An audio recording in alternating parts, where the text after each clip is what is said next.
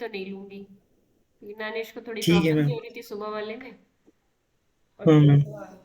मुझे भी प्रॉब्लम हो रही थी तो हमने कहा चलिए इसी टाइम कर लेते। मैम सही सही एक बात बताऊं मैम। हम्म। नींद तो सुबह ही आता है मैम।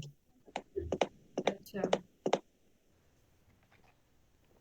मतलब तो सुबह सुबह उठते ही नींद मतलब। आने लगती है। हाँ मैम। सुबह अच्छा, मतलब सोने का मजा ही कुछ और है मैम। गर्मियों में सुबह पढ़ना आसान होता है, सर्दियों में थोड़ा मुश्किल है। हाँ मैम। मैम कुछ बोलूं? बोलो।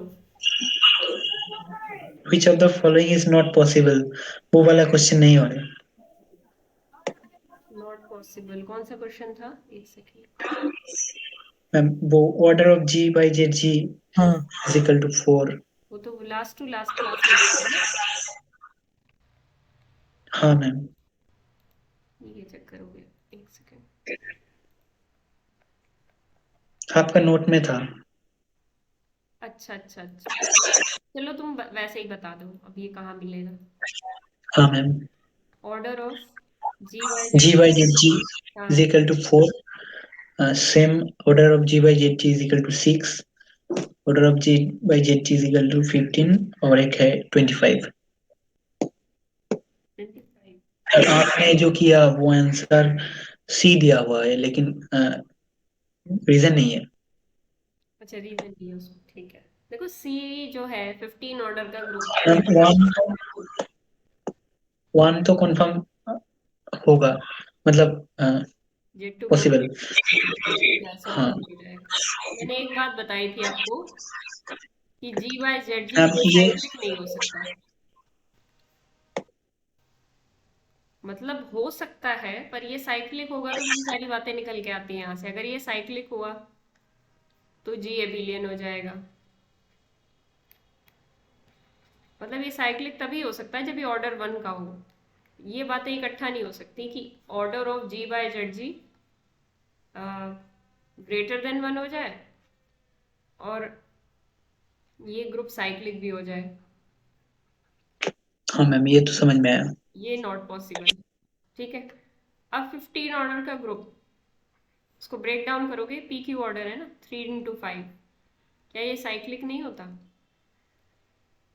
ये हमेशा होगा। साइक्लिक होता है।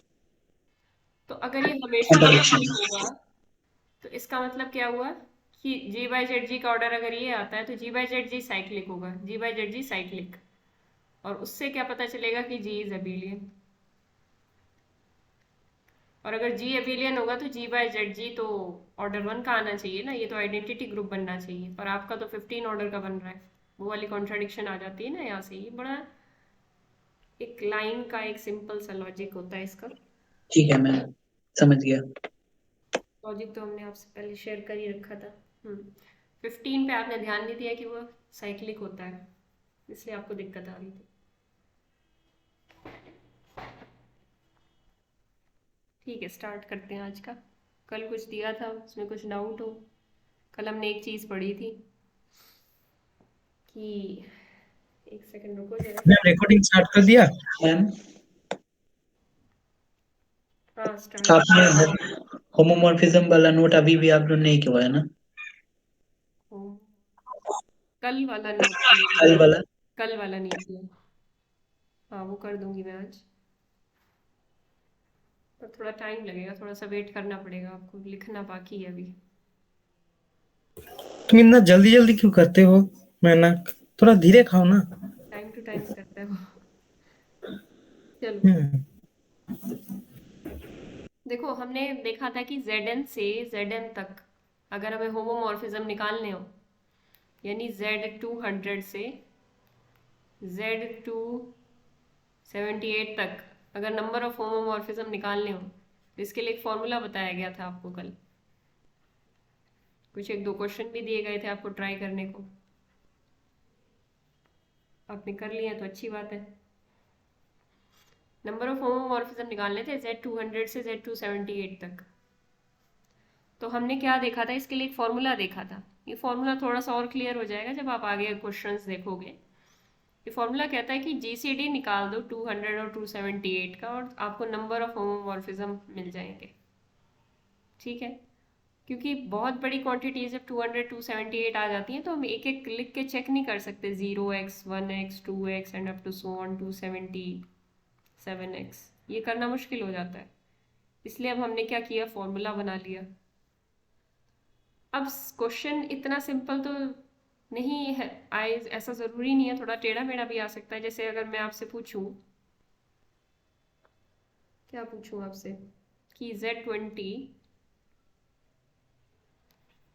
नंबर ऑफ होमोमॉर्फिज्म अगर आपसे पूछूं Z mod 8Z से लेकर U13 तक, तो आप कैसे निकालोगे? निकाल सकते हो?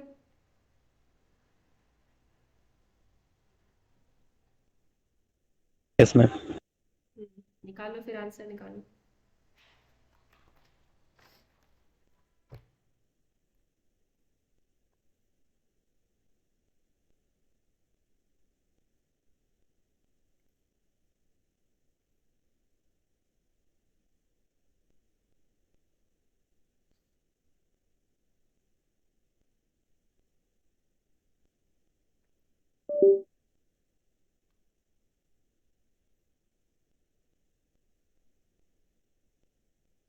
फोर।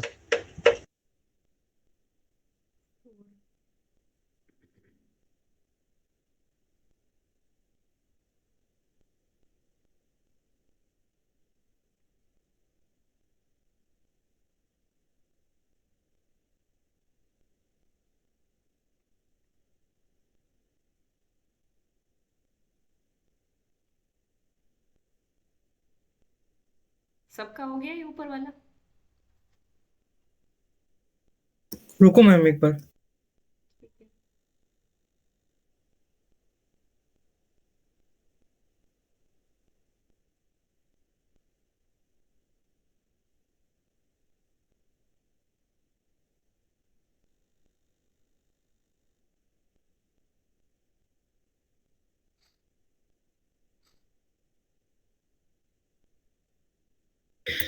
मैम वो वाला फॉर्मूला एक बार बता दो मैम, वो जीसीडी होता है ना? जीसीडी होता है, लेकिन देखो हाँ तो 4 ही आ रहा है। 8 और 12 का तो जीसीडी बनेगा ना? हाँ, समझ गए। ठीक है मैम। हमें ये हाँ देखना मैम। है कि ये ग्रुप्स, इन ग्रुप्स के बारे में तो हमने फॉर्मूला नहीं पढ़ा, लेकिन इनके आइसोमॉर्फिक ग्रुप्स के बारे में तो फॉर्मूला पढ़ा है। इनके जो आइसोमॉर्फिक ग्रुप्स हैं Z8 और U13 के आइसोमॉर्फिक Z12 होता है, इनके लिए आप आंसर निकाल दो। Z8 से Z12 तक होमोमॉर्फिज्म निकाल दो, आपको आंसर मिल जाएगा। तो जो ग्रुप्स ओरिजिनली दे रखे हैं उनके आइसोमॉर्फिक ग्रुप्स का फायदा क्या है कि आप उनको यूज करके उनके बीच में आइसोमॉर्फिज्म, नंबर ऑफ होमोमॉर्फिज्म निकाल सकते हो। तो आइसोमॉर्फिज्म एक बहुत बड़ा ही ज़्यादा बेनिफिट है। तो ये तो चलो हो गया सिंपल टाइप का क्वेश्चन, थोड़ा सा घुमा फिरा के ऐसे पूछा जा सकता है। अब अगर ये पूछ लिया जाए Z6 से लेकर Z2 क्रॉस Z4 तक कितने आइसोमॉर्फिज्म होंगे, Z6 से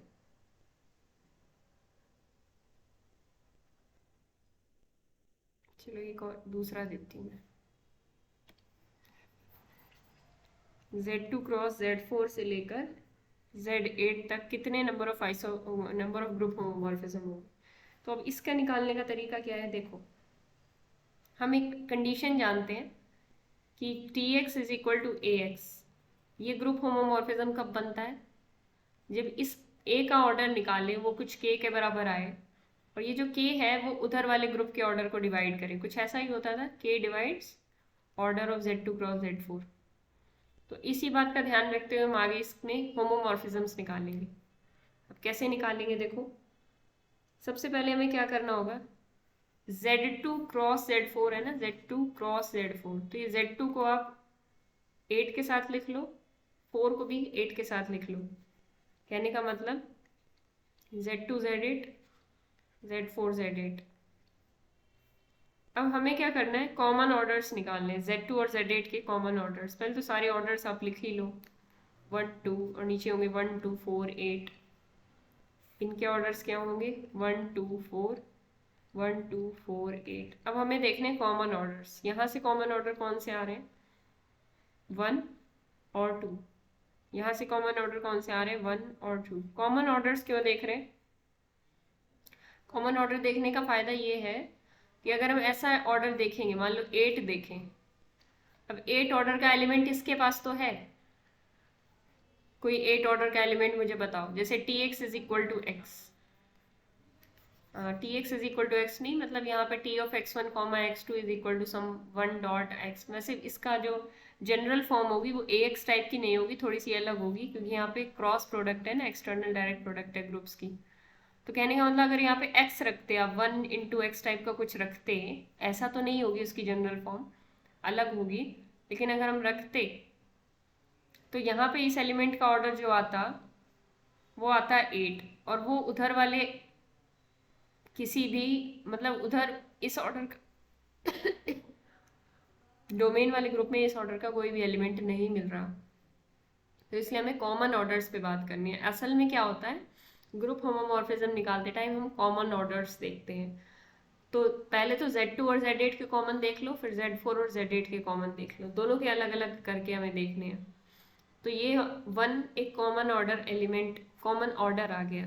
तो 1 ऑर्डर के कितने एलिमेंट है दोनों ही ग्रुप्स में? केवल 1। 2 ऑर्डर के कितने एलिमेंट्स हैं दोनों ही ग्रुप्स में? 2।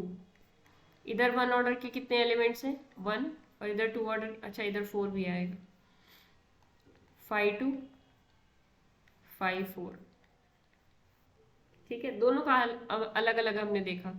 तो 1 ऑर्डर के एलिमेंट और 2 ऑर्डर के एलिमेंट, इनकी कलेक्शन बना लेंगे पहले हम, और इधर 1 ऑर्डर के एलिमेंट, 2 ऑर्डर के और 4 ऑर्डर के एलिमेंट, इनकी कलेक्शन बना लेंगे।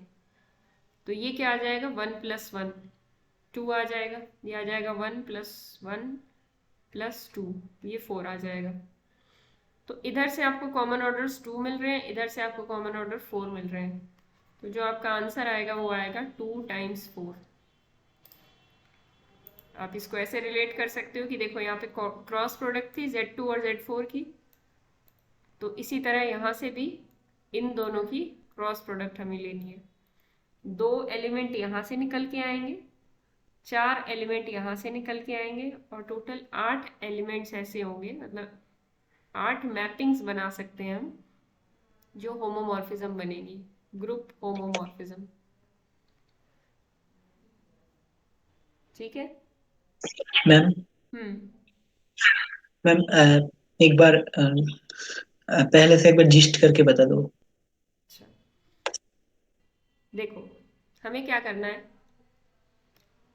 अभी इस वाले का प्रोसीजर हम देख रहे हैं, क्रॉस प्रोडक्ट अभी डोमेन में है। ठीक है, हमें क्या करना होगा, Z2 क्रॉस Z4 से Z8 तक ग्रुप होमोमॉर्फिज्म्स निकालने, नंबर ऑफ ग्रुप होमोमॉर्फिज्म, केवल नंबर निकालना है, कौन से होंगे क्या होंगे उसकी चिंता करने की आपको ज़रूरत नहीं है। ठीक है, कभी ये नहीं पूछा जाएगा कि कौन से होंगे क्या निकलेंगे। तो वो होमोमॉर्फिज्म निकालने के लिए हम क्या करेंगे, पहले Z2 और Z8 को साथ में रखेंगे, फिर Z4 और Z8 को साथ में रखेंगे। Z2 और Z4 को हमने रखा, यहाँ से हमने Z2 और Z8 के कॉमन ऑर्डर्स देखे, 2 के डिवाइजर लिख लिए, ये डिवाइजर्स ऑफ 2 हैं, और यहाँ पे हमने किसके लिख लिए, डिवाइजर्स ऑफ 8 के डिवाइजर्स रख लिए। यहाँ Z4 और Z8 है तो 4 के डिवाइजर्स ऊपर रख लिए 1 2 4, नीचे 8 के डिवाइजर 1 2 4 8। अब हमें कॉमन डिवाइजर्स देखने, तो Z2 के पास 1 और 2 ऑर्डर के एलिमेंट्स हैं, तो Z8 के पास भी 1 और 2 ऑर्डर के एलिमेंट्स हैं, तो कॉमन ऑर्डर के एलिमेंट्स इनके पास कौन कौन से हैं, 5 1, मतलब number of elements of common order elements. ये क्यों निकाल रहे हैं हम, ये जब निकालेंगे तो हमें पता चलेगा कि ग्रुप होमोमॉर्फिज्म कौन कौन से एलिमेंट्स बना सकते हैं। फॉर एग्जांपल जैसे मैं आपको इसमें भी एक सिंपल सा एग्जांपल भी समझा दूंगी ताकि आपको अच्छे से क्लियर हो जाए। Z4 से Z6 का भी हम देख लेंगे, तो इसी में अभी हम ट्राई करके देख लेंगे। Number of common order elements 5 1 + 5 2, 1 order के एलिमेंट और 2 ऑर्डर के एलिमेंट दोनों की कलेक्शन बनाई, दैट इज 2। इधर से कॉमन ऑर्डर के एलिमेंट्स की कलेक्शन बनाई, 1 ऑर्डर के इतने, 2 ऑर्डर के इतने, 4 ऑर्डर के इतने, सबको ऐड किया तो आपको 4 मिला। तो अब यहाँ से और यहाँ से जो एलिमेंट्स आए हैं उनको हमें मल्टीप्लाई करना होगा, क्योंकि हमारी डोमेन किस टाइप की थी, एक कार्टेशियन प्रोडक्ट टाइप की थी ना, टू सेट्स की एक्सटर्नल डायरेक्ट प्रोडक्ट थी, Z2 क्रॉस Z4, तो Z2 के निकाले 8 के साथ, Z4 के निकाले 8 के साथ, और दोनों को हमें मल्टीप्लाई करना होगा, क्योंकि क्या होगा, इसकी पेयरिंग इसके साथ होगी, इसकी पेयरिंग इसके साथ भी होगी, और इसी की पेयरिंग इसके साथ भी होगी, ये सब पेयरिंग करनी है आपको आपस में, तो इसलिए हमें ये नंबर ऑफ एलिमेंट्स मल्टीप्लाई करने होंगे, तो आंसर क्या आ जाएगा 8। इससे क्या निकल के आएंगे, ग्रुप होमोमॉर्फिज्म्स, कि कितने ग्रुप होमोमॉर्फिज्म्स हैं, कितने हो जाएंगे इस ग्रुप से उस ग्रुप तक, 8। और मैम वो ट्रांसफॉर्मेशन का क्या काम है, वो समझ में नहीं आया, वो जो दिया है ना हमने, T of x is equal to A X. नहीं, मैं वो एग्जाम्पल बता रही थी कि कल हमने कैसे किया था, उसी से अच्छा रिलेट कर अच्छा। रही हूँ इस चीज़ को, वो तो अलग चीज़ है, उसका कुछ काम यहाँ पे नहीं है, बस मैं ये समझा रही थी यहाँ से कि के जो होता है इधर, जो हम के रखते हैं, मतलब ये जो ए होता है, इसका ऑर्डर देखते हैं इस ग्रुप में, कोडोमेन वाले ग्रुप में, फिर वो उसके अंदर होना चाहिए। तो वैसे तो एक्सटर्नल डायरेक्ट प्रोडक्ट है, ये चीज़ें थोड़ी सी अलग हैं इस केस में, लेकिन बस ये हमें देखना होता है, इस प्रॉपर्टी को हमेशा ध्यान रखना, उसको भी छोड़ो, बस ये प्रॉपर्टी हमेशा ध्यान रखना कि अगर order of G is equal to N, then order of phi G, phi group homomorphism है, मतलब जी की इमेज का जो ऑर्डर होता है वो एन को डिवाइड करता है, तो इधर जो ऑर्डर आएगा, इमेज के ऑर्डर्स जो भी आएंगे, वो उधर ग्रुप के ऑर्डर को या एलिमेंट के ऑर्डर को डिवाइड करने चाहिए, ये बात हमें ध्यान रखनी है, ठीक है। अभी हम और एग्जांपल देखेंगे तो और क्लियर होगा, बताओ जितना एक बताया एग्जाम हम्म। एक एग्जाम्पल इसके रिगार्डिंग दो, हम करते हैं। हाँ, आप लोग करना, पर पहले ये देख लो, अगर हम सिंपल ग्रुप की बात करें, Zn इसमें यही फॉर्मूला लगा के होमोमॉर्फिज्म निकाले, कल हमने कैसे निकाले थे, पहले कल वाली बात करते हैं। 0x 1x 2x 3x 4x 5x, बस यहीं तक हम रुक गए थे, फिर हमने देखा था कौन कौन सा होमोमॉर्फिज्म होंगे, 0 तो हमेशा ही हो जाता है। फिर हमने क्या किया था, 1x को चेक करने के लिए हमने क्या किया था, इसका ऑर्डर निकाला था, इसका ऑर्डर Z6 के अंदर निकाला 6 आया, इसका ऑर्डर Z6 के अंदर 3 आया, इसका ऑर्डर Z6 के अंदर 2 आया, इसका ऑर्डर Z6 के अंदर 3 आया शायद, हाँ, इसका ऑर्डर 6 आएगा।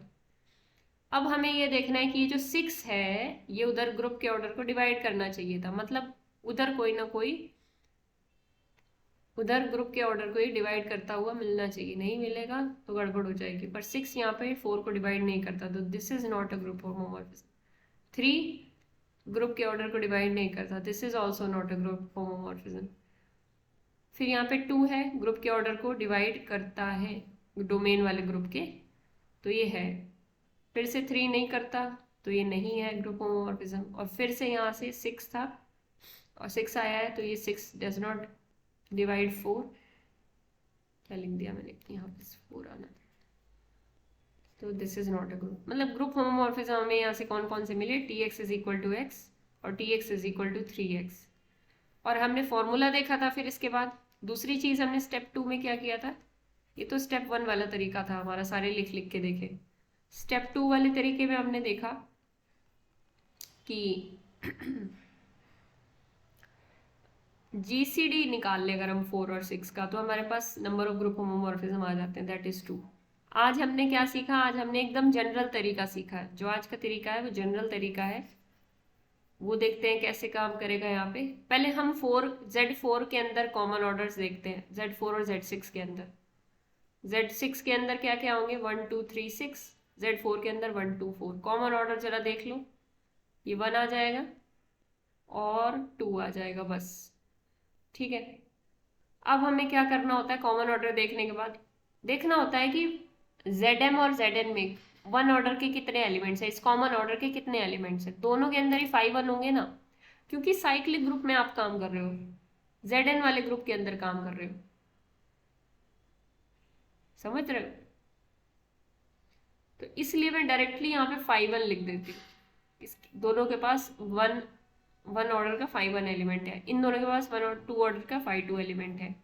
जब हम इन दोनों को ऐड करते हैं तो हमारे पास जो आंसर आता है वो होता है 2, यानी कि नंबर ऑफ ग्रुप होमोमॉर्फिज्म, वो कॉमन ऑर्डर एलिमेंट्स की हेल्प से निकलता है। हमने तीनों मेथड लगा के देख लिए। अब बताओ कहीं पे डाउट हो तो।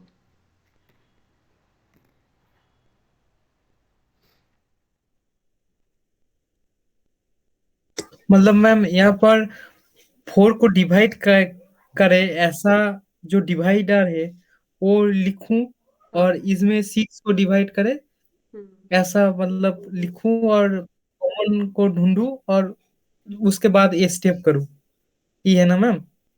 स्टेप की बजाय अगर मैं यहाँ पे ये लिख दूं, मेथड 1, मेथड 2 और मेथड 3, तो ठीक रहेगा ना? 3 मेथड्स पढ़ लिए हमने। हाँ मैम। ये मैम मेथड थोड़ा करो नीचे या स्क्रॉल फिर डाउन कीजिए। फर्स्ट मेथड करो, आपकी मर्जी है। पर ये वाला जो मेथड 3 है ना, ये बहुत जनरल है, ये हर ग्रुप में काम करेगा। मतलब इनकी डायरेक्ट प्रोडक्ट्स में भी काम करेगा, जेड वाले की जेड के अंदर ही करेगा अभी तो। ठीक है, करेगा सबके अंदर वैसे, क्योंकि मतलब किसी भी टाइप के ग्रुप के अंदर काम कर जाएगा, लेकिन अभी जेड के अंदर काम करना आसान है। वो दूसरे टाइप के ग्रुप आएंगे तब मैं समझाऊंगी, लेकिन अभी जेड के अंदर ही देखो। यहाँ पे ग्रुप में क्या प्रॉब्लम थी, मैंने ये मेथड मेथड 3 अप्लाई किया था यहाँ पे। क्यों किया था? क्योंकि ग्रुप ऐसे थे, एक्सटर्नल डायरेक्ट प्रोडक्ट थी ना डोमेन के अंदर, तो एक एक के साथ पेयरिंग कर ली, Z2 और Z8 की पेयरिंग, Z4 और Z8 की पेयरिंग। अब आपसे अगर मैं 2 सवाल पूछूं तो मुझे बताना इनके आंसर निकाल के। पहला सवाल बेसिक है, फाइंड, इसी का दूसरा part, of group homomorphism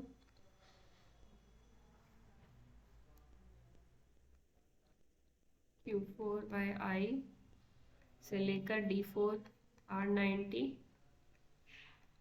cross Z mod 3Z। दूसरा सवाल,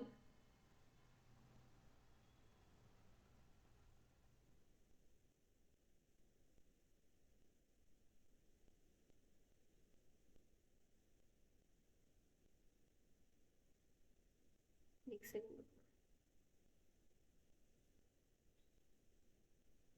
ये वाला ट्राई करो।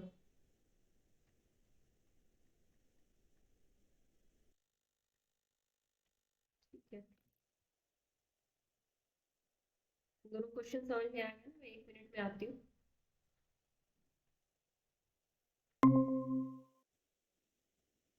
मेरा नेटवर्क चला गया था क्या? मेरा नहीं नहीं। ये वाले दोनों क्वेश्चंस ट्राई करो, मैं 2 मिनट में आती हूँ।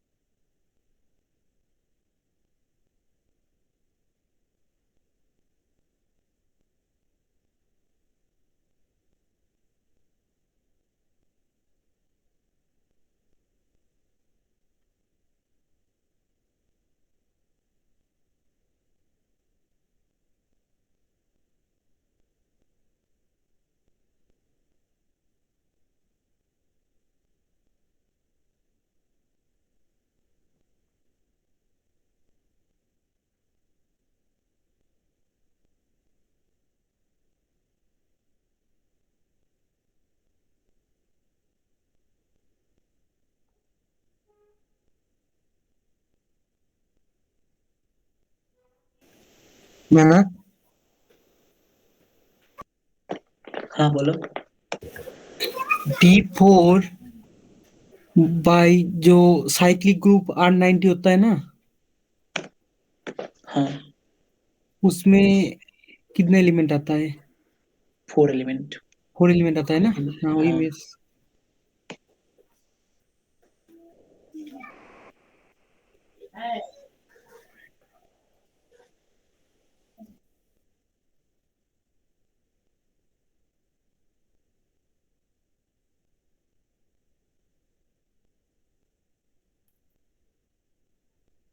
D4/R90 में 4 एलिमेंट्स आते हैं।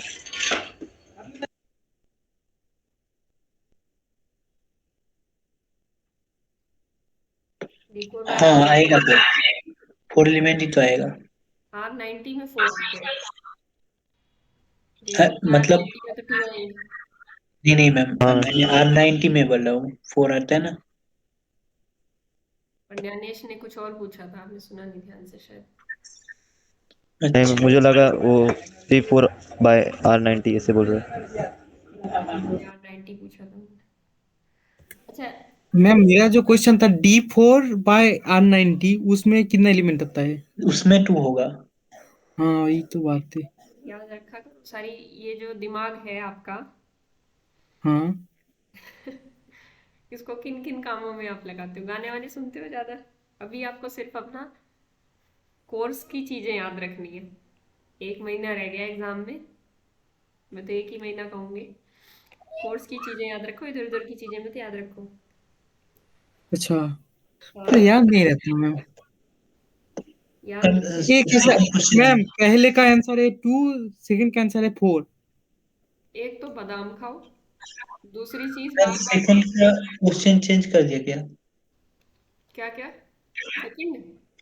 सेकंड वाला का क्वेश्चन चेंज कर दिया क्या? हाँ चेंज कर दिया, क्योंकि यहाँ पे मैंने Z8 दे दिया था, वो तो मैं करवा ही चुकी हूँ। अच्छा ठीक है। लो, मैंने Z8 के लिए निकाला था अभी अभी। रुको मैं भी रुको कमा और लूँ और आप क्वेश्चन। भी कमा लियो। अच्छा, जो आपके FLT डिस्कस करने हैं, सबसे बड़ी बात, कल हम FLT डिस्कस करें एक, और ग्रुप के प्रीवियस ईयर डिस्कस करें। कल कोई आगे काम नहीं कराऊंगी,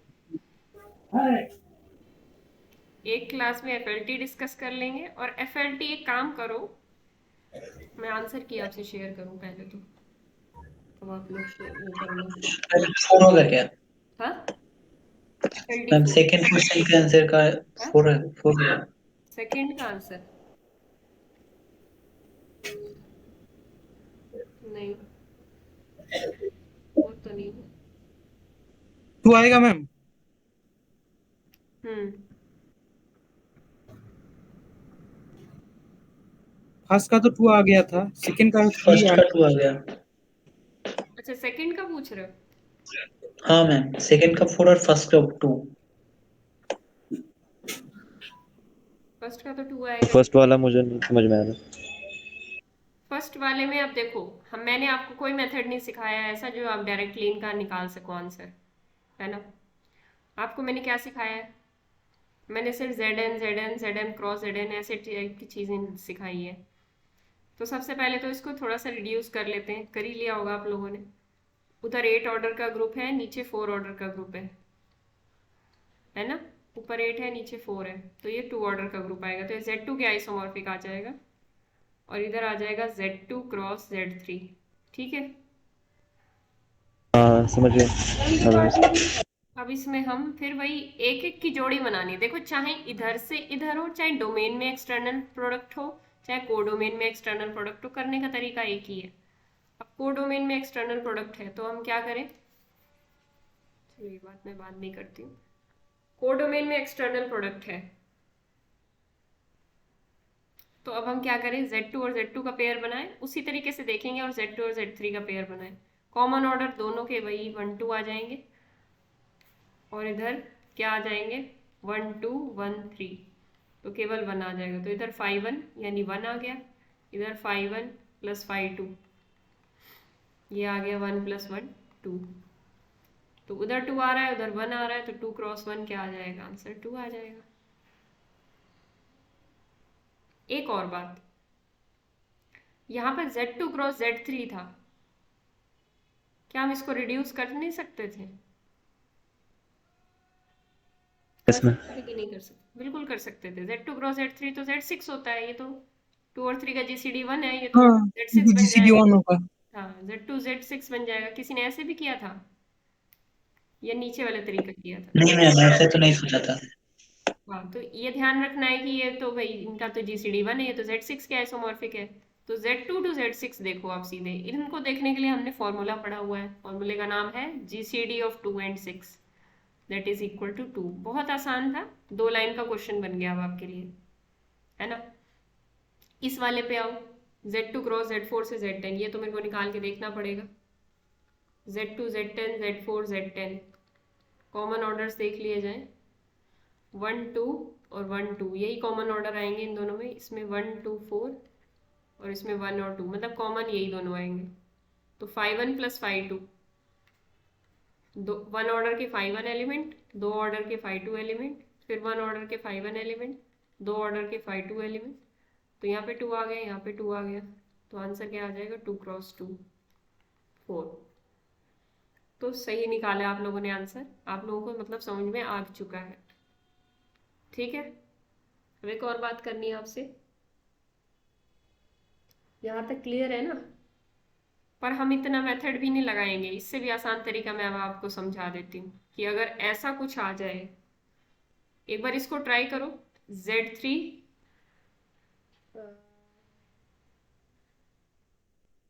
Z3 क्रॉस Z6 से लेकर कितने होमोमॉर्फिज्म होंगे Z4 cross Z2? How many होमोमॉर्फिज्म्स? इसको भी सेम तरीका लगाना है, एक दूसरे के साथ पेयरिंग करनी है, ठीक है। फटाफट करो ट्राई।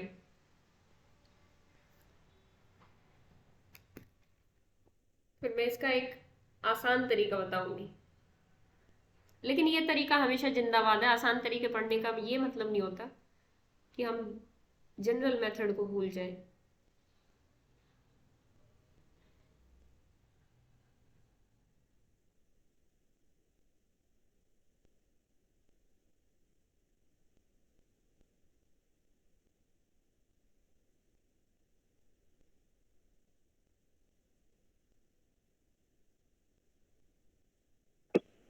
ये कैसे होएगा मैम?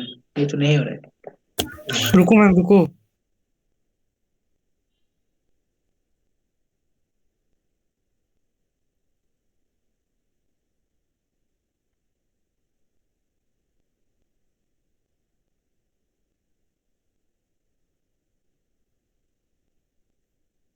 मैम एक बार ऊपर में दिखा दो। हाँ हाँ हाँ,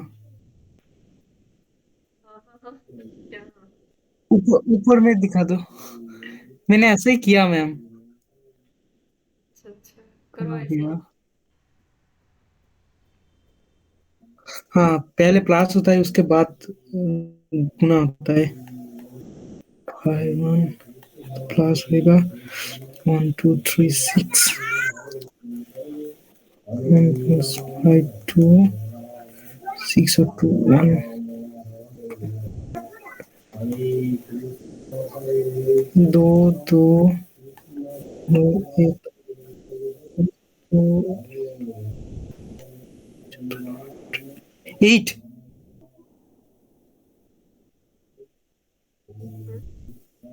हम्म,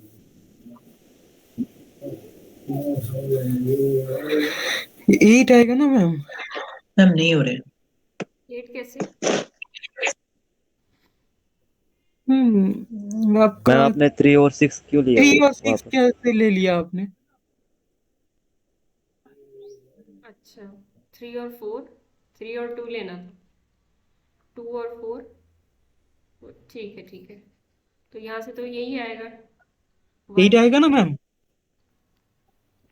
हाँ, देखो मैम, कुछ 2 और कुछ 4 और 2 और 6, 2 और 4 कैसे लिया मैम आपने? देखो 3 4 3 2, ठीक है। 6 4 6 2 6 4, अच्छा अच्छा।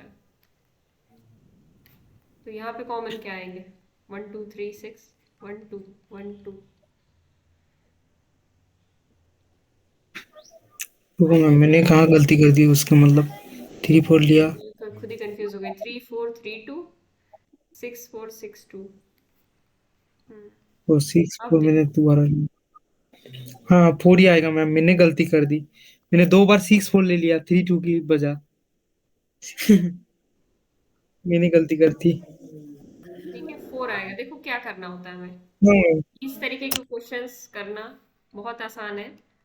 सिर्फ हमें इस चीज का ध्यान रखना है। मान लो Z N cross Z M से लेकर जेड, सिंपल इसका फॉर्मूला पढ़ते हैं पहले। तो z m cross Z M से लेकर जेड के तक होमोमॉर्फिज्म निकालने हैं। नंबर ऑफ होमोमॉर्फिज्म कैसे निकालेंगे?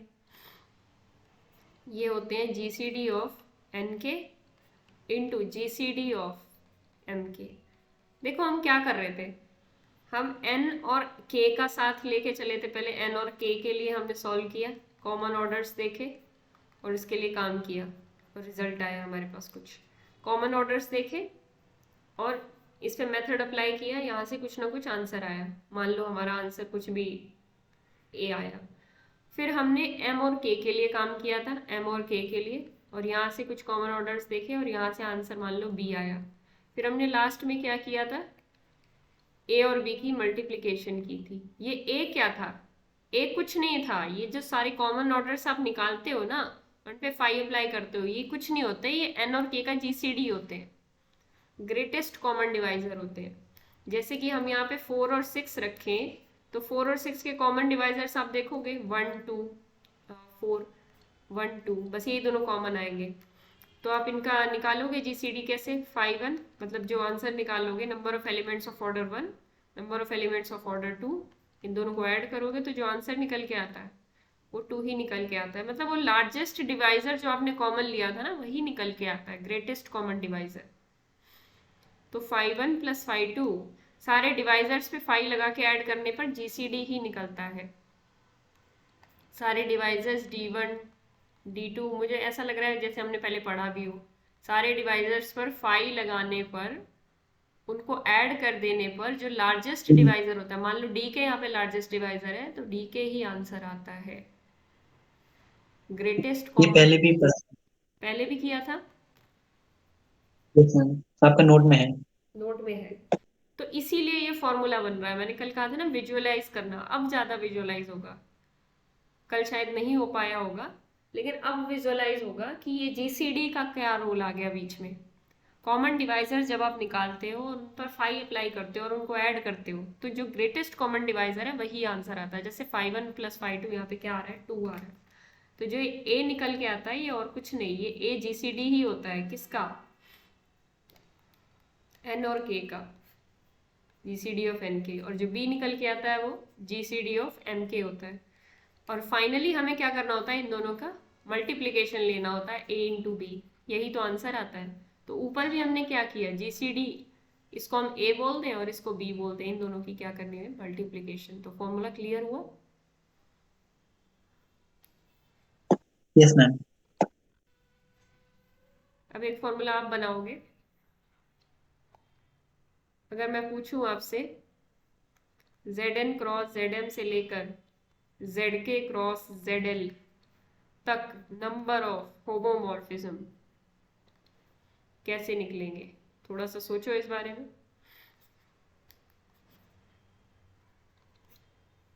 एक बार आप ऊपर स्क्रॉल कीजिए।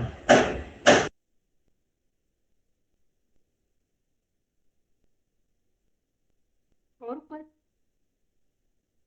नहीं मैम, यही लिखना है।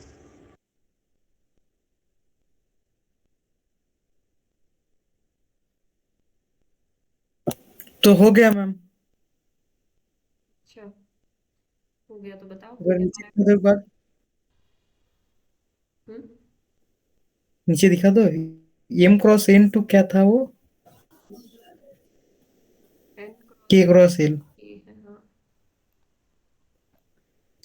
तो GCD of M K into GCD of M L into GCD of N K into GCD of N L. ठीक है, ये बात सबको क्लियर है? ये सही फॉर्मूला बनाया है। इन सभी यस की मैम। जीसीडीज की मल्टीप्लिकेशन मल्टीप्लिकेशन हो जाएगी जितनी भी कॉरेस्पॉन्डिंग है। अभी यहाँ मैं एक दो और ऐड कर दूँ तो भी आपको कोई दिक्कत नहीं होगी।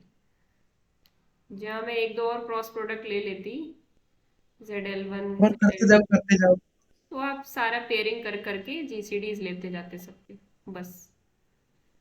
तो अब आपको क्लियर हुआ? एक्चुअल में हाँ मैम,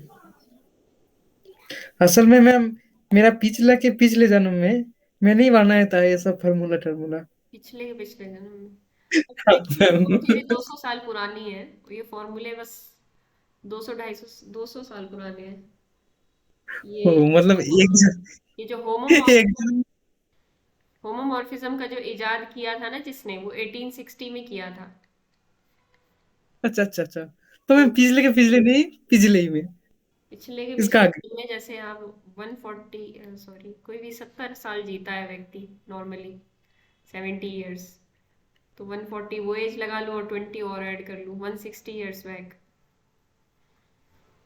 हाँ तो ठीक है, नहीं नहीं, थोड़ा ज्यादा हो जाएगा मतलब। 60 ज़्यादा हो जाएगा। हाँ मैम, नहीं मतलब एक्चुअली होता क्या है ना, मान लो आज मैं अगर मर जाऊं तो इसका मतलब तो ये नहीं कि काल ही मैं दूसरा जन्म ले लूंगा। थोड़ा टाइम लगता है ना बीच में। तो पिछले साल में हुआ था ये। अच्छा। तो हम आजकल नहीं तो फिलोसफी की क्लास में लेते हैं। क्या? नहीं तो क्या बोल रहे हो? निर्मल आजकल फिलोसफी पढ़ रहे हैं। क्या पढ़ रहे फिलोसफी। हैं? अच्छा, हाँ, सही बात है। चलो आगे बढ़ते हैं। आपने जो फॉर्मूला बताया ना, 5D1 डी हाँ टू हाँ। वो समझ में नहीं आया मैम, क्या है वो? कौन तो सा वो किसका जीसीडी होगा? जो 5D1 5 + 5 ऊपर मैम, ऊपर स्क्रॉल कीजिए। हाँ, ये मैंने कहा कि ये जो होता है ना, अच्छा अच्छा, ये कह रहे हो आप। ये डिवाइजर्स इसमें थे, मान लो किन्हीं दो नंबर्स के हम निकाल रहे थे GCD ऑफ दो नंबर्स M और N, और इनके हमने कॉमन डिवाइजर्स देखे M और N के। कॉमन डिवाइजर्स M और N के मैं लिख देती हूँ, कॉमन डिवाइजर्स। इसके मान लो आए D1 D2 dot dot dot DK, और ये DK क्या है? लार्जेस्ट कॉमन डिवाइजर है। ठीक है, तो इन सारे डिवाइजर्स को पहले हम कलेक्ट करेंगे, उन पे फाई अप्लाई कर देंगे और उनको ऐड कर देंगे। तो जो ऐड करने के बाद जो रिजल्ट आएगा ना, वो डीके ही आएगा। ये कह रही थी मैं, जो लार्जेस्ट कॉमन डिवाइजर है ना, वही रिजल्ट निकल के आएगा।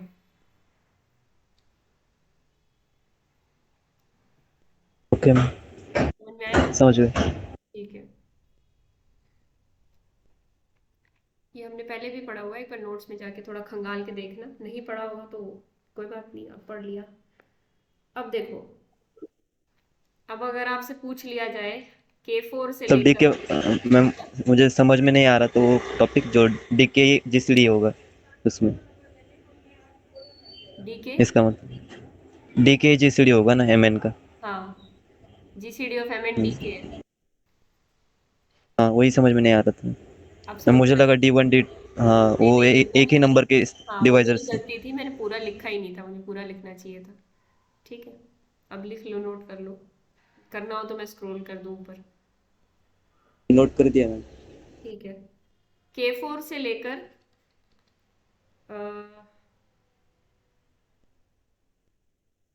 S2 तक number of homomorphism find.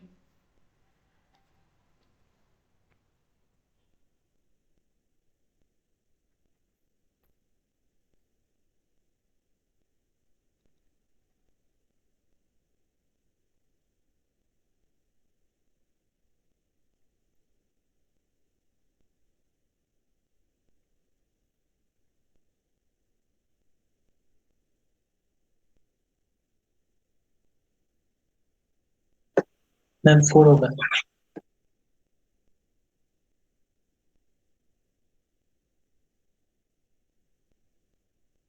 Yes ma'am, पूरे होगा। ठीक है, निर्मल आप भी निकाल लो, तब तक मैं कुछ और लिखती हूँ। रुको मैम, रुको। मैं तो रुकी हुई हूँ, मैं कहाँ जाऊँगी, बैठ के पढ़ाना होता है, खड़े होके पढ़ाना हो तो कहीं चली भी जाऊँ। टी एक मैप लेते हैं, चलो G1 से G2 तक। इसको हम ट्रिवियल कब कहेंगे? Trivial group homomorphism. इसकी आइडेंटिटी मान लेते हैं E1, इसकी आइडेंटिटी मान लेते हैं E2। मेरी आवाज़ से प्रॉब्लम तो नहीं होती? मेरी आवाज़ थोड़ी एको करती है, वैसे शाम वाली क्लास में नहीं करेगी क्योंकि मैं इस रूम में नहीं लूँगी, रूम पूरा खाली पड़ा है जिसमें मैं क्लास लेती हूँ। मैं शाम को नीचे जाके क्लास लूँगी। मैम 4 कैसे निकाल दिया? फोन कैसे निकाल दिया? क्या आ रहा है आपका आंसर? क्या आ रहा है? मेरा तो 2 आ रहा था। चेक कर लो, तब तक मैं ये लिखती हूँ। ठीक है, इसकी आइडेंटिटी E1 मान लेते हैं, इसकी आइडेंटिटी E2 मान लेते हैं।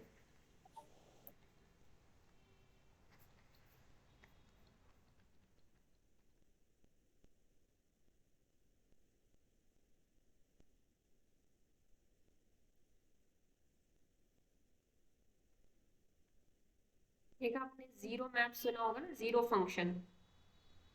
क्या ये जीरो फंक्शन जैसा ही नहीं है? डेफिनेशन से आपको लग रहा होगा। Yes, ma'am. पहले ऊपर वाला क्वेश्चन देखते हैं। ऊपर वाले क्वेश्चन में K4 से लेकर S2 तक की बात कर रखी है। अब K4 क्या होता है?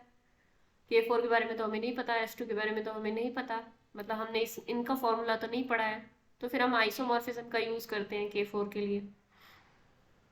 K4 किसके आइसोमॉर्फिक होता है? Z4 के?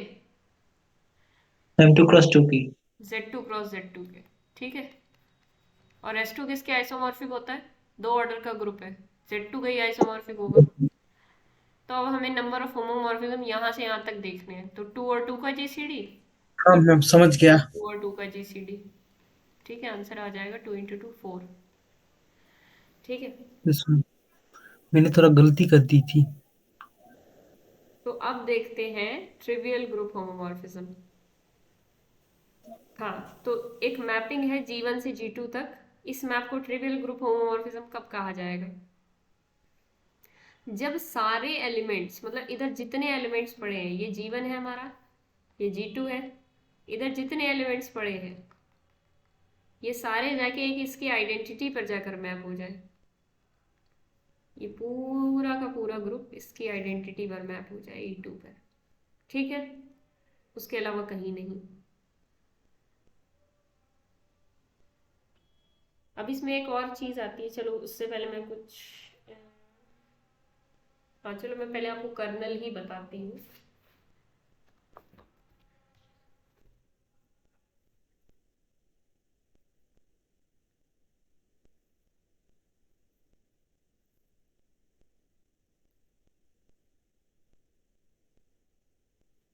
होमोमॉर्फिज्म्स की और एग्जांपल्स देखते हैं। हमने ZM बहुत पढ़ लिया, बोर हो गए हम पढ़ के। अब हम आगे कुछ और एग्जांपल्स भी देखते हैं, और साथ के साथ कर्नल की भी थोड़ी सी बात करेंगे कि कर्नल क्या होता है।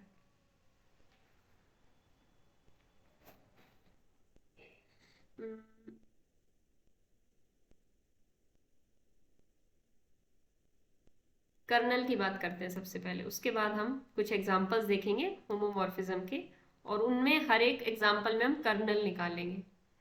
कर्नल ऑफ किसका पढ़ रहे हैं? कर्नल ऑफ ग्रुप होमोमॉर्फिज्म, ये लिख सकते हो कंप्लीट। ये कैसे डिफाइन होता है? अगर फाई मैप है, फाई अगर होमोमॉर्फिज्म है, phi G2G dash if is a homomorphism यानी ग्रुप होमोमॉर्फिज्म, देन ये जो सेट बनता है ना आपका, कैसा सेट है? इसको बोला जाता है कर्नल ऑफ फाई, मतलब ये कर की छोटी small notation, kernel of phi. आपको आइडिया भी होगा ये क्या होता है, पढ़ रखा होगा किसी ने कहीं ना कहीं। तो वो सारे G के element such that phi of those elements is identity of, किसकी आइडेंटिटी है? G डैश की। मतलब वो सारे एलिमेंट्स की कलेक्शन उठा लो जो आइडेंटिटी पर मैप होते हैं। अभी मैंने ऊपर एक और डेफिनेशन बताई थी, पहले हम दोनों बातों को रिलेट करेंगे। अभी मान लो ये ग्रुप की आइडेंटिटी पड़ी है E डैश, और कुछ और एलिमेंट्स पड़े होंगे। इसमें से मान लेते हैं कुछ एलिमेंट्स हैं यहाँ पर जो इस आइडेंटिटी पर जाकर मैप होते हैं। ये जो आइडेंटिटी पर मैप होने वाले एलिमेंट्स हैं, इस सेट को बोला जाएगा कर्नल ऑफ फाई। ये फाई मैप है इधर से इधर तक। क्या मेरी बात समझ में आई आपको? Yes ma'am. तो कर्नल सबने पढ़ा हुआ है, जिसने ग्रुप थ्योरी तो पढ़ी हुई है उसने कर्नल पढ़ा होगा। लीनियर अलजेब्रा में भी कर्नल आता है, कर्नल पढ़ा था ना हमने। Yes ma'am. तो ट्रिवियल ग्रुप होमोमॉर्फिज्म का जरा कर्नल निकालो। ये भी एक ग्रुप होमोमॉर्फिज्म है, किसी भी दो ग्रुप्स के बीच में हो सकता है। G1 ही होगा। पूरा ग्रुप होगा। पूरा ग्रुप होगा। कौन सा ग्रुप होगा? G1 होगा। Kernel of T is equal to G1 in this case.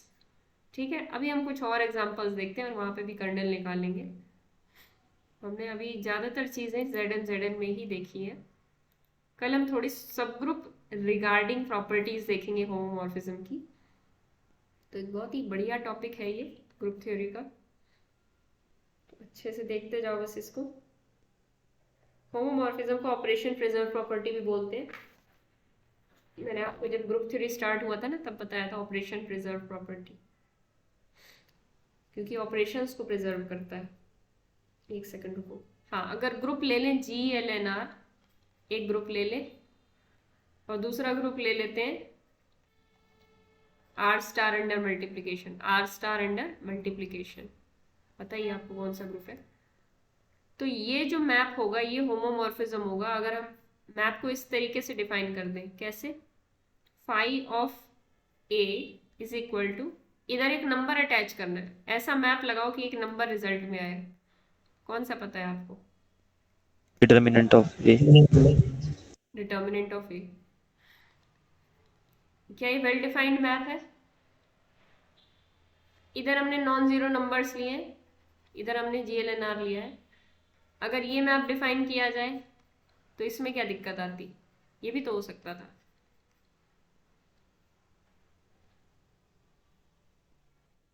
हमें 0 मिल सकता था। ये तो सब जीरो हो जाता है। ये मतलब वेल डिफाइंड मैप नहीं होता, क्योंकि हमें 0 भी मिल सकता था। एक GLNR के अंदर ऐसी मैट्रिक्स भी मिल सकती है आपको आराम से जिसका ट्रेस 0 हो, तो ये एक वेल डिफाइंड मैप ना होता। ठीक है, और दूसरी बात और भी दिक्कतें आती, ये होमोमॉर्फिज्म नहीं बन पाता। चलो हम ट्रेस डिफाइन भी कर लेते, लेकिन फाई ऑफ ए बी जब हम करते इधर से तो ये ट्रेस ऑफ ए बी आता। अब trace of a b, trace of a into trace of b में जब डिवाइड होता तब हम इसको बोल पाते होमोमॉर्फिज्म होता। पर ऐसी कोई प्रॉपर्टी हमने पढ़ी नहीं है ट्रेस के बारे में। ट्रेस इसको सेटिस्फाई नहीं करता इन जनरल, तो ये चीज़ नहीं होती। ट्रेस अंडर एडिशन तो खुल सकता है, वो हमें पता है। अभी हम उसके रिगार्डिंग, ट्रेस के रिगार्डिंग भी एक होमोमॉर्फिज्म देख लेंगे। आपको ये बात समझ में आ गई ना? ये चीज़ हम नहीं कर सकते, इसलिए हम ट्रेस को नहीं लेंगे। तो डिटर्मिनेंट को लिया है हमने, और डिटर्मिनेंट बढ़िया चीज़ है। इधर नॉन जीरो नंबर पड़े और उधर डिटर्मिनेंट हमें पता ही है नॉन जीरो होता है। क्या ये होमोमॉर्फिज्म बनेगा? आपको चेक करना है, जल्दी से बताओ। यस मैम, बनेगा। बनेगा। Phi of a b is equal to determinant of a b which is equal to determinant of a into determinant of b which is equal to phi a into phi b. ये बात सबको clear हो गई?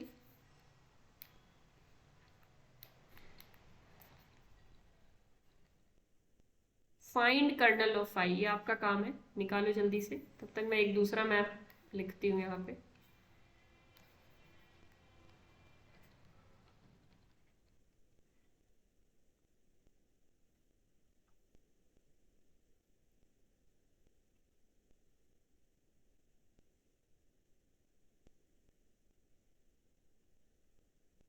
ऐसे लेना रहा।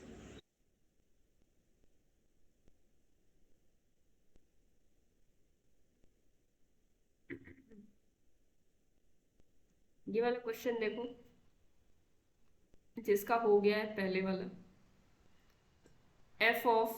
अब यहाँ पे कौन सा डिफाइन करें? क्या यहाँ डिटर्मिनेंट काम करेगा? नहीं करेगा मैम, ट्रेस काम करेगा मैम। मतलब डिटर्मिनेंट काम क्यों? क्या वेल डिफाइंड मैप नहीं होगा? मतलब क्या कहना चाहते हो आप? मैप वेल मैम डिफाइंड अगर है कि नहीं? सबसे पहला क्वेश्चन ये कि मैप वेल डिफाइंड है। नहीं है, नहीं मैम, मैप वेल डिफाइन है। हाँ, मैप तो वेल डिफाइंड है। ठीक है, समझ गए ना? मैप में कोई दिक्कत नहीं है। इधर रियल नंबर्स पढ़े हैं, डिटर्मिनेंट कोई भी रियल नंबर हो सकता है, तो कोई कॉम्प्लेक्स नंबर तो आना नहीं है, रियल के अंदर ही आएगा डिटर्मिनेंट। तो ठीक है, मैप तो वेल डिफाइंड है। ये बात बताओ, सबको क्लियर है?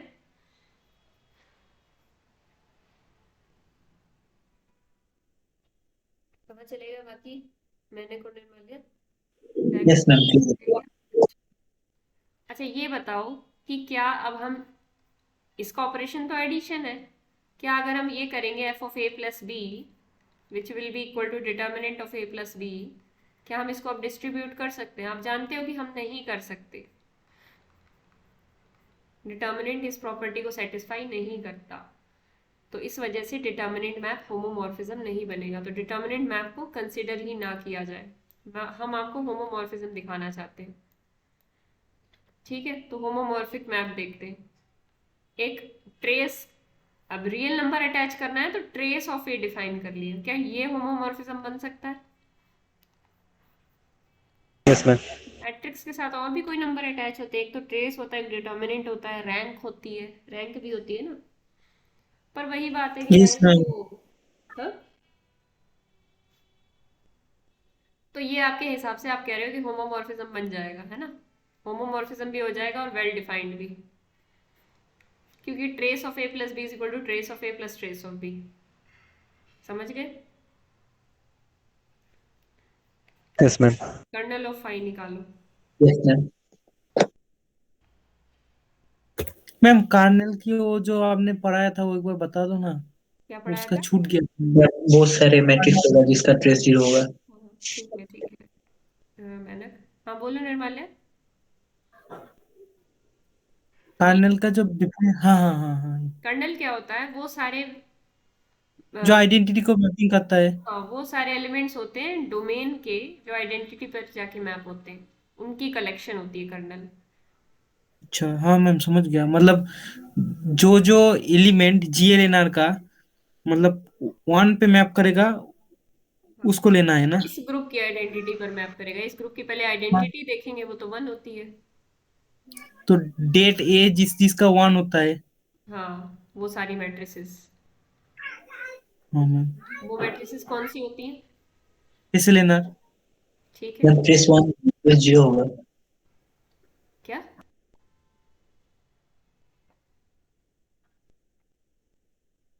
अच्छा ठीक है। यहाँ पर बोल रहे हो क्या ट्रेस, 2 का? ये नहीं।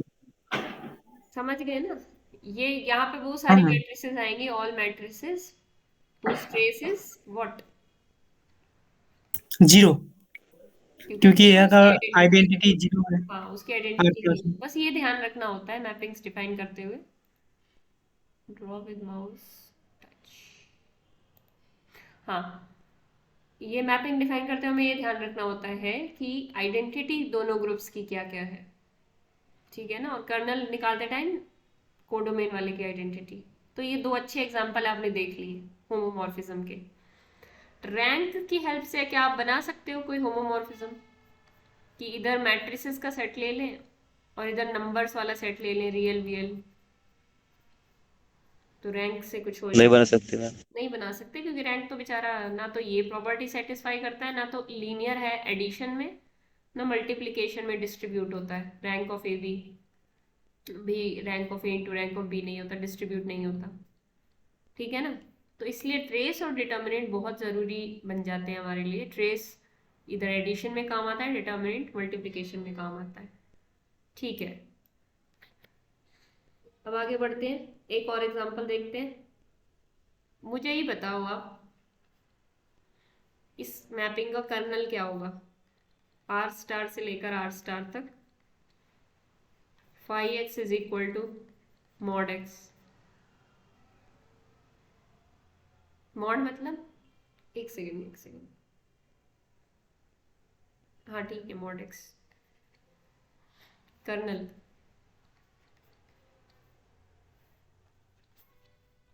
क्या, पहली बात तो ये होमोमॉर्फिज्म चेक करो, उसके बाद कर्नल निकालो, क्या ये होमो है? और इसका कर्नल अगर निकलता है, तो अगर होमो होगा तो कर्नल निकलेगा, वो क्या होगा? Yes ma'am, homomorphism. ठीक है, colonel -1 and 1। Yes, ma'am. 1 or -1.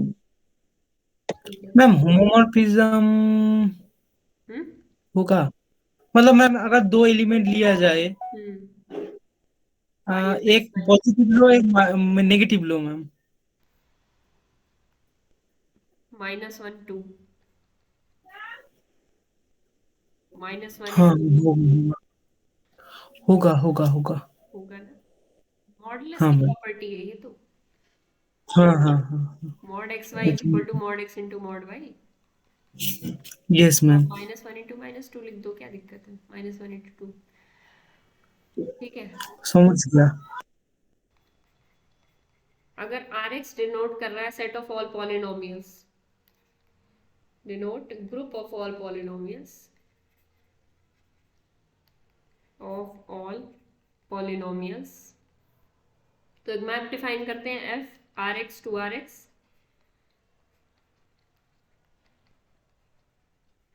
क्या मैप है? एक पॉलिनोमियल उठाओगे, वो पॉलिनोमियल का डेरिवेटिव होके बाहर आएगा। क्या ये होमोमॉर्फिज्म है? और दूसरी बात, कर्नल क्या होगा अगर होमोमॉर्फिज्म है तो? यस मैम, होमोमॉर्फिज्म है।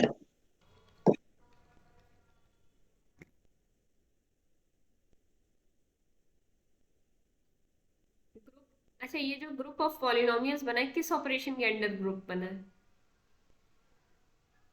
एडिशन। कंपोजिशन।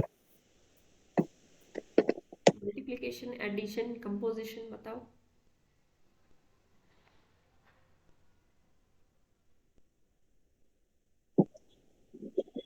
मैम ये एडिशन है। मल्टीप्लिकेशन क्यों नहीं है?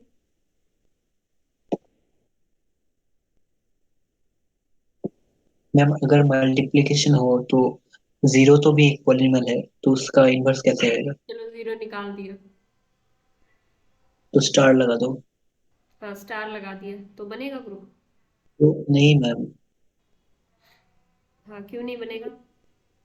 एक्स स्क्वायर की inverse one by x square होगा, वन बाई एक्स स्क्वायर एक पॉलीनॉमियल है। यस, जो इनवर्स होंगे, एक पॉलिनोमियल का इनवर्स, मल्टीप्लिकेटिव इनवर्स एक पॉलिनोमियल नहीं होता। ठीक है। कंपोजिशन बताओ अब क्यों नहीं बनेगा? निर्मला आपने कंपोजिशन बोला था, क्या अभी भी आपको लग रहा है कंपोजिशन हो सकता है? नहीं हो सकता, क्यों नहीं हो सकता?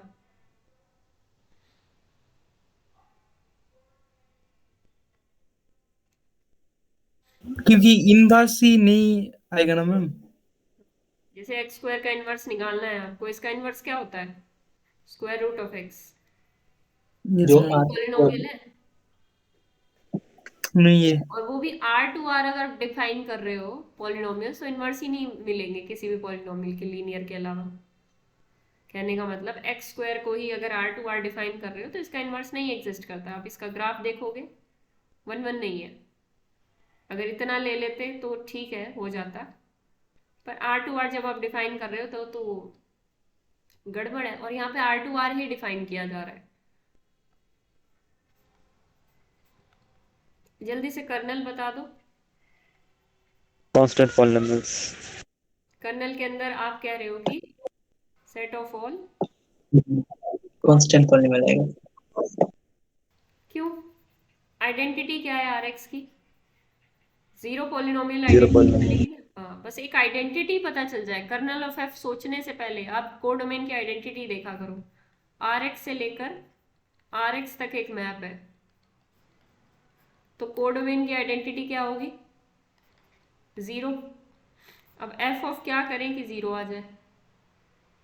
एफ ऑफ क्या करें कि जीरो आ जाए, यानी पी डैश एक्स कब जीरो आएगा, यही देखना है। वो तो कांस्टेंट के लिए आता है। बढ़िया काम। आगे बढ़े। बढ़िया हो रहा है, बढ़िया। अच्छा, ये बताओ।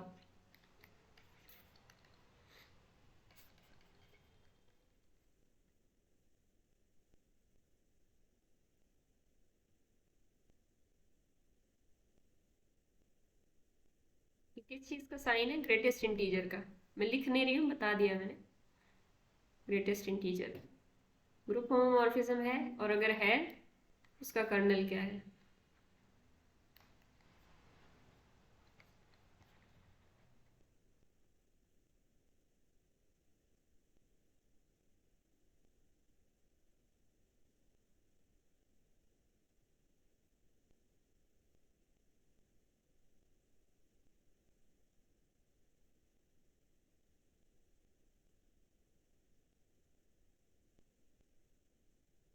मैम ग्रुप होमोमॉर्फिज्म नहीं है।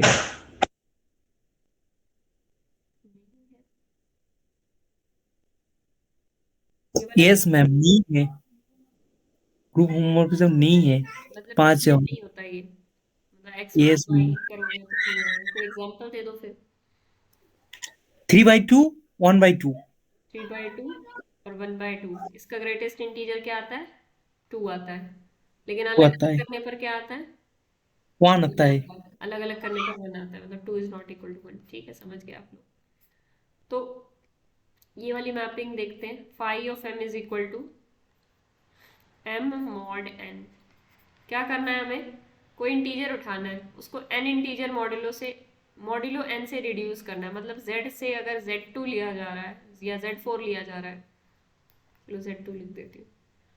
तो अगर हम इस मैपिंग के अंदर, फाइव के अंदर अगर हम डाल रहे हैं 1 तो 1 ही आएगा। लेकिन अगर 3 डाल रहे हैं तो वो 2 से रिड्यूस होगा। मॉड्यूलो 2 से रिड्यूस होकर 3 क्या बन जाएगा? 1 ही बन जाएगा। क्या ये 1 होमोमॉर्फिज्म होगा? नहीं होगा। No ma'am. नहीं होगा। अब 1 का भी थोड़ा सा कंसेप्ट आएगा, उसको भी ध्यान में रखना। 1 पढ़ेंगे हम इससे आगे। 1 कौन कौन से मैप बनेंगे, कौन से नहीं बनेंगे। तो मुझे एक और बात बताओ, यहाँ से मैं क्या पूछ रही थी। हाँ, ये मैप है, क्या ये होमोमॉर्फिज्म है? पहली बात तो ये।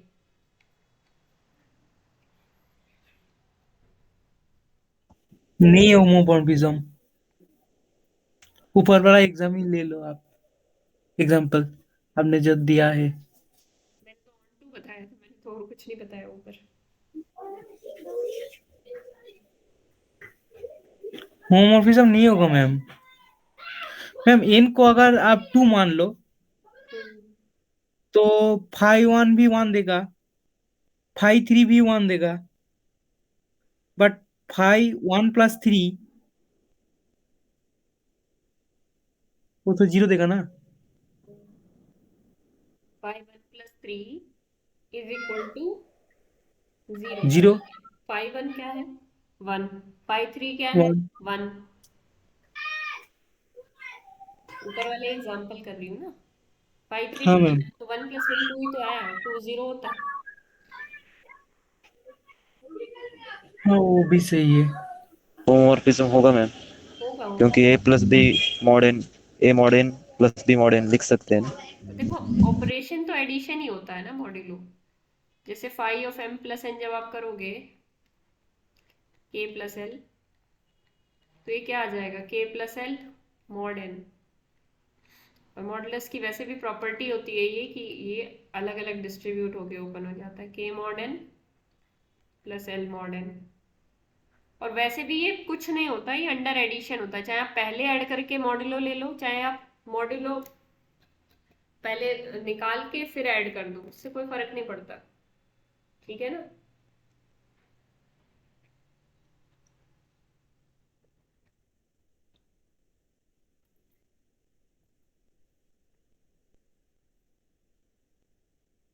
चलो एक चीज और देखते हैं।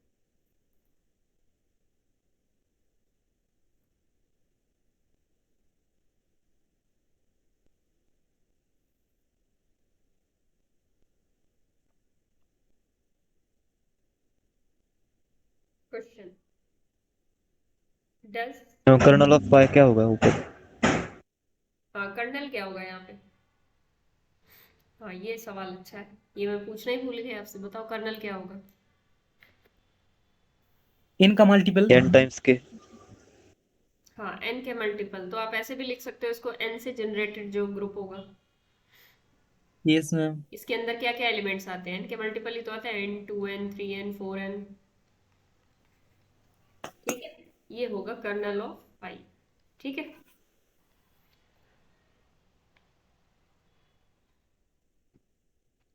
अब आपसे एक सवाल पूछा जा रहा है, डज देयर एग्जिस्ट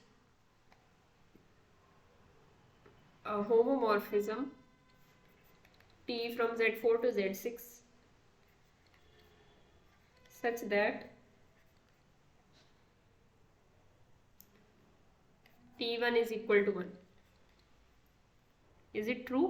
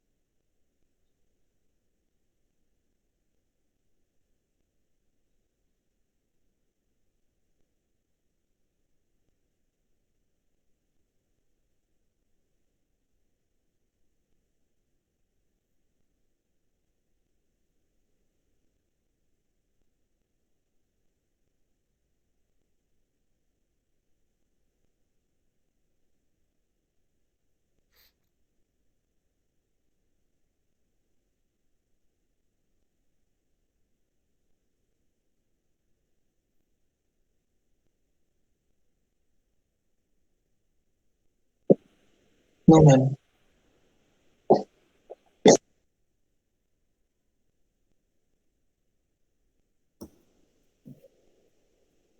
मिल तो नहीं रहा मैम।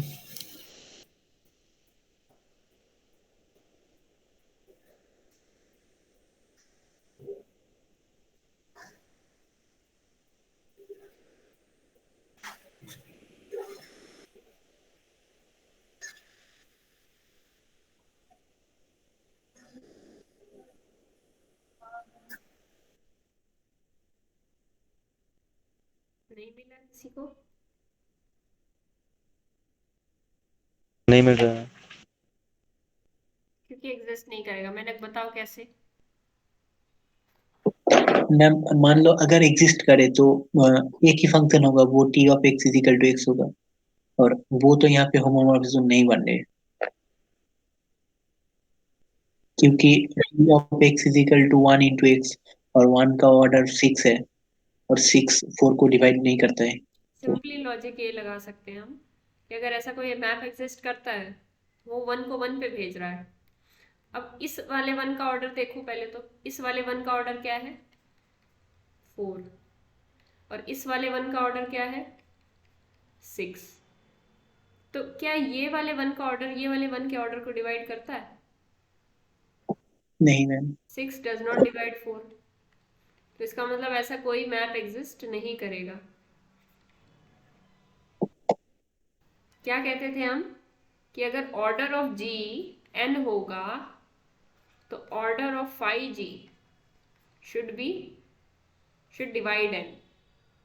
पर यहाँ पर जो पहले ऑर्डर था बाद में मैप होके वो ऑर्डर उसको डिवाइड ही नहीं कर रहा है। तो ये तो खास प्रॉपर्टी थी जो सेटिस्फाई होनी चाहिए थी होमोमॉर्फिज्म के अंदर, ये सेटिस्फाई नहीं हो रही है। तो इसका मतलब क्या होगा? ऐसा कोई होमोमॉर्फिज्म एग्जिस्ट नहीं करेगा।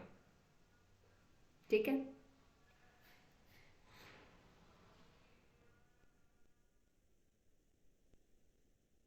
मैं होम टू होमोमॉर्फिज्म पे आती हूँ। अगर ये क्लियर है तो जल्दी से बताओ।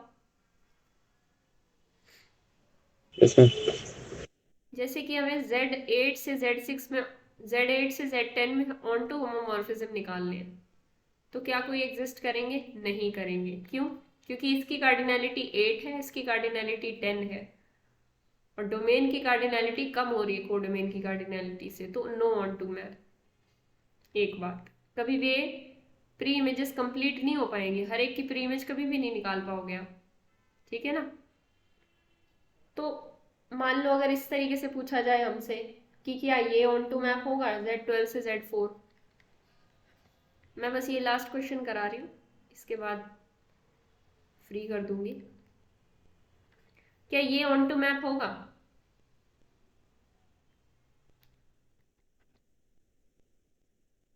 तो अब यहाँ से यहाँ तक मैप कौन कौन से निकल सकते हैं? सबसे पहले तो हम होमोमॉर्फिज्म निकालते हैं, कितने कितने निकल सकते हैं। 0x 1x 2x 3x। क्या ये सभी होमोमॉर्फिज्म है? आप जब इसको सॉल्व करोगे तो आपको पता चलेगा कि देखो इनका जीसीडी 4 है। 12 और 4 का जीसीडी 4 है, क्योंकि यहाँ पे 4 क्या है? डिवाइजर है 12 का। तो जीसीडी तो छोटा वाला नंबर ही आ रहा है, 4 ही आ रहा है। तो इसका मतलब सारे होमोमॉर्फिज्म बनेंगे, 4 के 4 होमोमॉर्फिज्म होंगे, क्योंकि 0 का ऑर्डर निकालोगे इसके अंदर और वो कुछ ना कुछ 4 का डिवाइजर होगा, और 4 का डिवाइजर होगा तो 12 का भी हो जाएगा। क्या यहाँ तक मेरी बात समझ में आई? Yes ma'am. ये सारे होमोमॉर्फिज्म है। अब ऑन टू की बात हमें करनी है कि ऑन टू कौन कौन से हैं। सबसे पहले 0, ये तो कभी ऑन टू नहीं होता, ये तो सबको 0 पे ही भेज देता है, तो ट्रिवियल है, ट्रिवियल होमोमॉर्फिज्म। इसका कर्नल क्या होता है? कर्नल इसका क्या होता है? कर्नल ऑफ टी पूरा ग्रुप बन जाता है, यानी Z12 बन जाता है। Z12। तो ये नॉट ऑन टू है। क्यों होगा नॉट ऑन मैम टू? क्योंकि 0 के अलावा किसी और की प्री इमेज नहीं देगा। हाँ, बाकी सब भी होगा लगता है। बाकी सब क्या कह रहे हैं कि ये कह रहा है कि सारे अच्छा 12 है तो सारे 1x। तो जैसे कि हम देखें यहाँ से 0 1 2 3 4 5 6 7 8 इन टाइप के एलिमेंट्स आएंगे। इधर 0 1 2 3 ये 4 एलिमेंट आएंगे। 0 को ये 0 पे भेजेगा, 1 को 1 पे, 2 को 2 पे, 3 को 3 पे। फिर 4 कहाँ जाएगा? फिर से 0 पे, 1 पे। 4 किस पे जाएगा, 0 1 सॉरी 5 1 पे, 6 2 पे, 7 3 पे। समझ रहे हो आप क्या क्या होगा इसमें? ये कैसा मैप बनता जा रहा है? ये ऐसा मैप बनेगा कि 0 4 8 और 12 ये सभी कहाँ पे मैप होंगे, जाके 0 पे। तो 4 एलिमेंट्स एक ही नंबर पे मैप होंगे। क्या मैं इसको 4 कॉपी मैप बोल दूं? क्योंकि जब हमने ग्रुप थ्योरी स्टार्ट किया था तो हमने n कॉपी मैप्स के बारे में पढ़ा था, अगर आपको याद हो।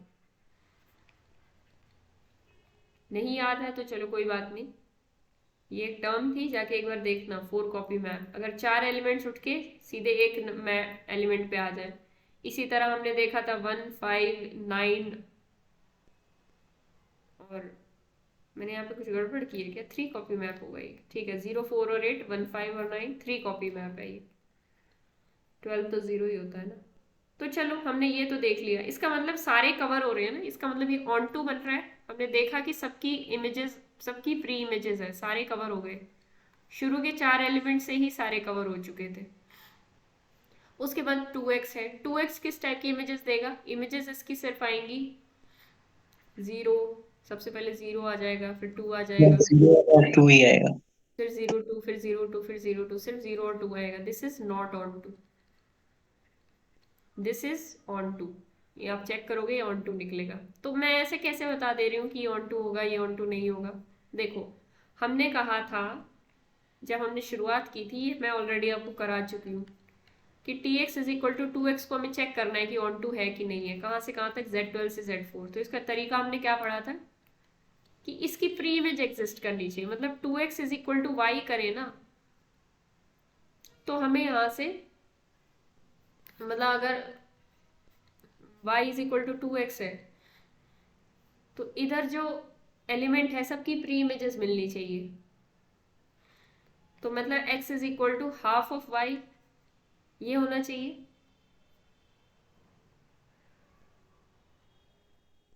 ठीक है, जैसे हम ये फंक्शन देखते हैं f of x is equal to x square, हम ये देखते हैं ऑन टू होगा कि नहीं होगा। तो हमें कैसे चेक करते हैं? हर एक की प्री इमेज होगी कि नहीं होगी। मतलब अगर y is equal to x square लिख रहे हो तो यहाँ से x की वैल्यू निकालना पॉसिबल है कि नहीं है, ये चेक करते हैं ना। Yes ma'am. ऐसा एग्जिस्ट का देयर एग्जिस्ट, ऑन टू की डेफिनेशन क्या कहती है? There exist x belongs to domain such that f of x हमेशा हमारा y के बराबर आ जाए। तो वो x एग्जिस्ट करा के लाना होता है, वो वाला x एग्जिस्ट करा के लाना होता है डोमेन वाला। वो x की वैल्यू हमें पता होनी चाहिए, एग्जिस्ट कर रही है कि नहीं कर रही। तो यहाँ से हम देखेंगे 2x किसी y के बराबर रखेंगे तो ये क्या x एग्जिस्ट करेगा? x तभी एग्जिस्ट करेगा जब ये 1/2 बिलोंग कर जाए किसके अंदर, Z12 के अंदर। z12 के अंदर, z12 के अंदर।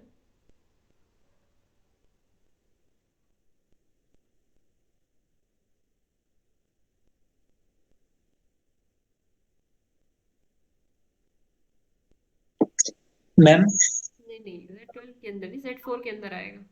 हाँ हाँ, हाँ z4 के अंदर एग्जिस्ट करना चाहिए ना।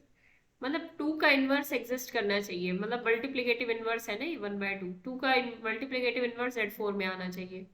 अगर आ जाएगा तो हमें x की वैल्यू यहाँ से मिल सकती है। ये सारी बातें हम पहले कर चुके हैं, एक बार शुरुआत में जाके देखना नोट्स में, ये सब बातें आपको मिल जाएंगी। तो अगर 1/2 का इनवर्स है z4 में तो बात बन जाएगी, अदरवाइज नहीं बनेगी। तो 1/2 z4 से बिलोंग करेगा तो किसी ना किसी k के बराबर आएगा। तो इसका मतलब 2k इज इक्वल टू 1 होना चाहिए इन z4। तो ऐसी कौन सी k की वैल्यू है such that 2k is equal to 1 हो जाए z4 में? आप देखोगे कि ऐसी कोई भी वैल्यू नहीं है such that 2k is equal to 1 हो जाए। यानी कहने का मतलब in short, inverse of 2 does not exist in z4, इसलिए ये मैप जो आया था ये ऑन टू नहीं था, नॉट ऑन टू। और इसी जगह अगर हमने 3x लिया होता, tx is equal to 3x, तो 3 का इनवर्स तो होता है, मतलब 1/3 तो बिलोंग करता है z4 में, यानी 3 का इनवर्स होता है। मतलब 3 का इनवर्स क्या होता है z4 में? 3 का इनवर्स 3 होता है, तो 3 सेल्फ इनवर्स होता है। वैसे 1/3 की वैल्यू मतलब आप लिख सकते हो 1/3 इज इक्वल टू 3। तो इसका इन्वर्स तो एग्जिस्ट करता है, इसलिए ये ऑन टू मैप हो जाएगा। तो कब कब इन्वर्स एग्जिस्ट करता है, इसके लिए भी हमने कहानी पढ़ी थी बहुत लंबी चौड़ी, कि 1/k belongs to Zn if and only k और n GCD GCD of kn is equal to 1। तो ऐसे वो कौन से के होते हैं जिनका n के साथ GCD 1 आए, उसको तो हम ऑयलर्स फाई फंक्शन नहीं बोलते थे, तो ये फाई n आ जाएंगे। इसके अंदर कितने एलिमेंट्स हैं जिनका इनवर्स एग्जिस्ट करता है, वो होते हैं फाई n मल्टीप्लिकेटिव इनवर्स।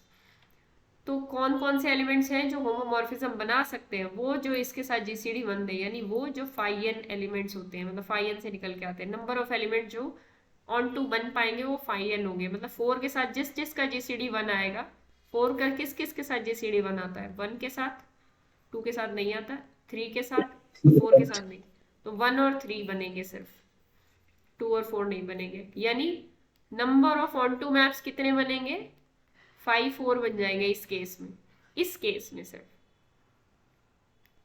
ये कौन सा केस है जिसमें 4 12 को डिवाइड करता है। अगर मान लो Z8 से Z6 दे दे, तो इसके अंदर कैसे निकालोगे, पहले सारे देखो कि होमोमॉर्फिज्म कौन कौन से बनते हैं। होमोमॉर्फिज्म इसके अंदर मेरे हिसाब से 2 आएंगे। अब उन 2 में से हमें चेक करना है कि ऑन टू कौन सा है कौन सा नहीं है। ठीक है, वैसे इसमें एक भी ऑन टू नहीं आएगा, आप चेक कर लोगे। इसके अंदर आते हैं 2, Tx इज इक्वल टू 0 और Tx is equal to 3x। Tx। अब 3 का इनवर्स क्या 6 में एग्जिस्ट करता है, Z6 में नहीं करता, तो this is not onto, this is also not onto, ये तो 0 मैप है। तो यहां से यहां तक एक भी ऑन टू मैप नहीं है, क्या मैं बोल सकती हूँ। आपको मैं होमवर्क देती हूँ, होमवर्क लिख लो, ये निकाल के आना onto maps, onto और होमोमॉर्फिज्म, सारे ऑन टू होमोमॉर्फिज्म निकाल के आना। होमो भी निकाल लें, ऑन टू भी निकाल लें। पहला क्वेश्चन,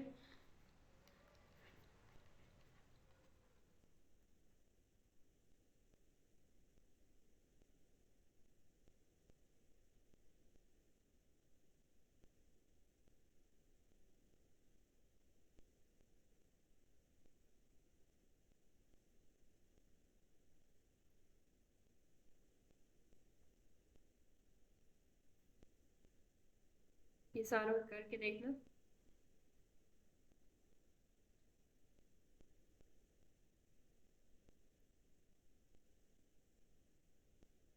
ये भी ट्राई कर लेना।